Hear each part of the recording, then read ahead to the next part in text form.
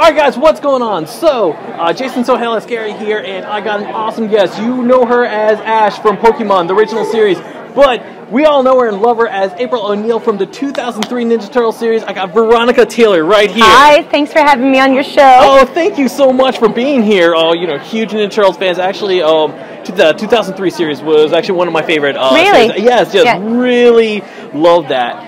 Something I've always wanted to know for like the longest time for kids. How did they actually do was everything recorded in house and then they just just grab whoever and it's like, hey, do this voice? I guess the answer is kind of no. And yeah. So for that show, we had the storyboard artists were in the office, the actors were in the office, the writers were in the office, so you could walk around and talk to everybody when you came into work.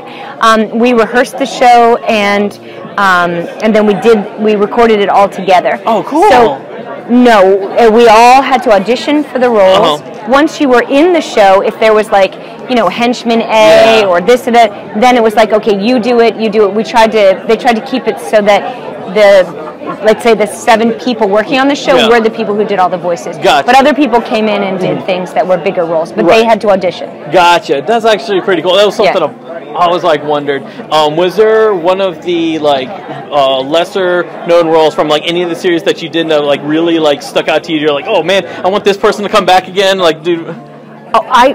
I like working on everything I do, so if a character is off the show, I always wish they're going to come back. I can't say specifically one of them because you just kind of forget after a while. Right. But I played Ash for 8 years. I wish that I were back as that. We did Slayers. Yeah. I played Amelia on that.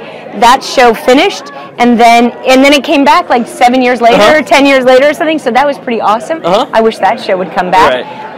Things like that. Right. I like to work, so I don't care. I do care, but I don't care what I'm working on. I just want to be working on something. Right. I 100% understand that. Trust me, everyone wants to at least be working on something. That's right. Or else it's called unemployment. Yeah, exactly. But also, it's easier to get work when you're working because you're it's the same thing as it's easier to start running when you're already walking. But if you're sitting on the couch, it's hard to start running right from there. So you want to always keep busy. Right. So back in late 90s, early 2000s, how did the kids respond when they found out that you were Ash Ketchum? It was a girl. Yeah, not a lot of people knew back then, but I have to say anyone who did find out was just pretty excited.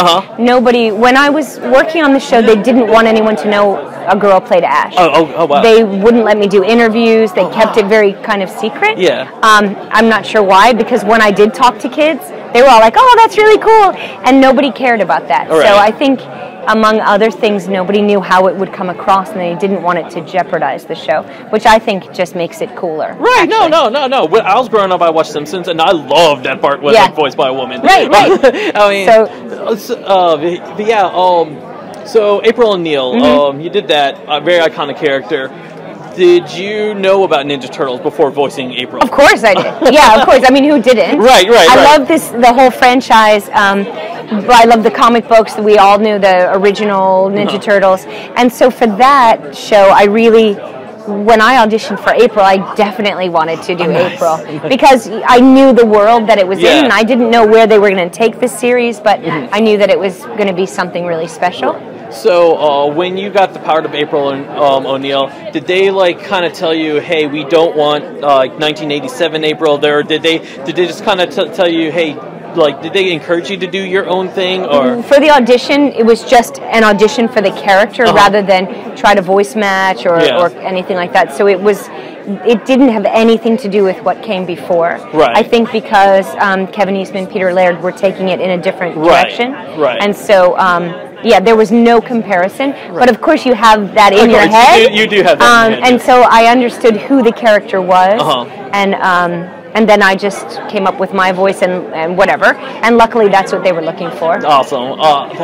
That's really cool. Yeah. Was there any memorable moments that you had with April?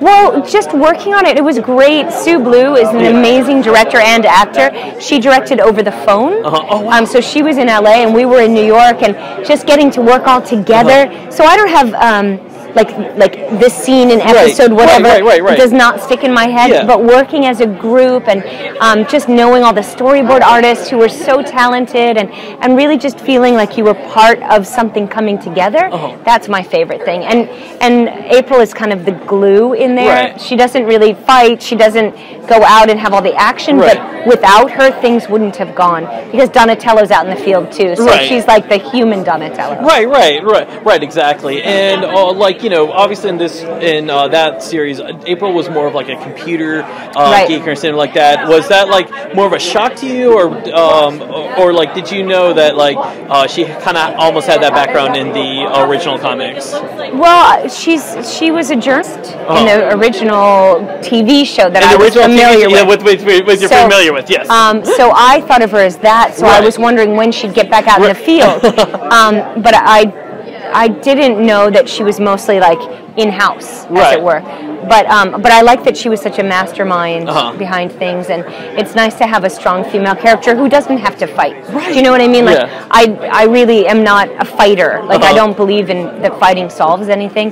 So it was nice that she could use her intellect to help resolve. Yeah. So you do like lots of voices. I mean, so you're constantly working and anything. Did you ever have time to sit down and watch like anything that you've done? Like, you know, just take 20 minutes out of your day just to watch. Like, hey, I want to see this one episode. I watched a lot of Saturday morning cartoons, especially my daughter was little then, and I'm a big Saturday morning cartoon fan, so I would watch some of those that were on. Oh, cool. But as a parent, you watch TV differently than you do as a child. Right. So I would be doing that, but also like thinking about what work I had to do, or maybe making breakfast, or, you know, so I could have it on, but I didn't like sit without moving like I would have as a child. Right. So actually, speaking of that, I want to kind of go back into Pokemon. Were you surprised, like, because I remember when Pokemon was, it aired like 3 new episodes like a week or something like that. Did it surprise you how popular that franchise? Yeah, definitely. Only because I didn't know that something could be that popular. Right. You know, and it came at a time when kids' TV shows weren't like that, and there wasn't anything that kids as a whole kind of all went into and swam along with, you know, so that the fact that you could all watch it in the morning before school, or on Saturday or after school, or however we found it, and then you could play it. Right. Like everybody's watching it at the same time. That made a big difference. We don't have that anymore. Right, no. And so I think that contributed to its popularity, along with the fact that up until then you couldn't really buy something that you liked in the way that you could on multi-platforms, like Pokemon. I mean, it was accessible in so many different ways, and still is. There's something for everyone. Right, you know? right, exactly. If I remember correctly, you did the voice of Ash in the one of the video games, and one for the N64. Yeah. Whatever, in the first 8 years, we did everything. So whatever games, and sometimes they would put our voices into something that we didn't know, or you know, I don't know exactly what. It was in a lot of things. It was in a lot of things. Was there? Do you know if what was like the difference between going from like TV show to video game? Sure. In a video game, in general, and then specifically for Pokemon, you are doing lines that they're going to put somewhere, and you're doing reactions. You're doing falls and hits and breath and, you know, things like that that are disjointed. But in the show, you're doing it with a scene. So then you can play this. You kind of know what the arc is. So, you know, if there's an emotional scene, you know where to hold back a little and how to build it. In a video game, you're just doing the lines so that they can be put anywhere. So something like can I help you? You have to do flat. You can't put any attitude on it because you don't know where it's going to fit in the game. But in a TV show, you know what the character's thinking, so you can add whatever onto it. What about going into film? How was that? Like, how was that transition? How was that feeling, just knowing that you're going to be in a movie? The movie's similar to doing the TV show because you're still just doing your own lines.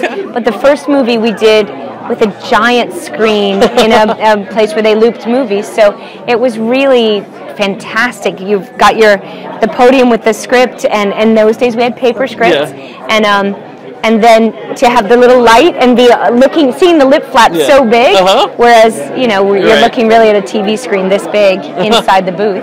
So it was much different. Right. So what are your current projects that you're working on right now? Oh gosh, I'm doing a lot of audiobooks. I still have what's on the air, Veronica and Calories on Netflix. I've got a couple video games. I think coming out soon. I have Welcome to the Wayne still on Nickelodeon. I still have Sailor Pluto, Sailor Moon. I don't know, I have a ton of things.